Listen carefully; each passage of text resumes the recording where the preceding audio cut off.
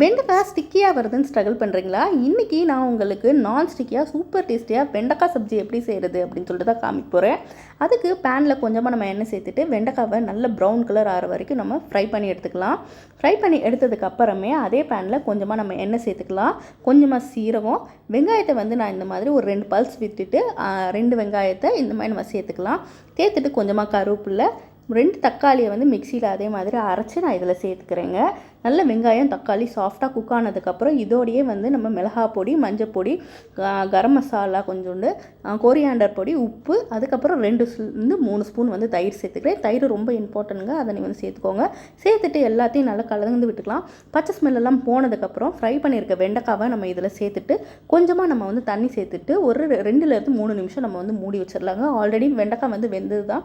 So that நம்மளுக்கு எந்த consistency வேணுமோ அந்த லெவலுக்கு நம்ம வச்சுட்டு நம்ம எடுத்தோம் அப்படின்னு சொன்னால் டேஸ்டியான வெண்டைக்காய் சப்ஜி ரெடி.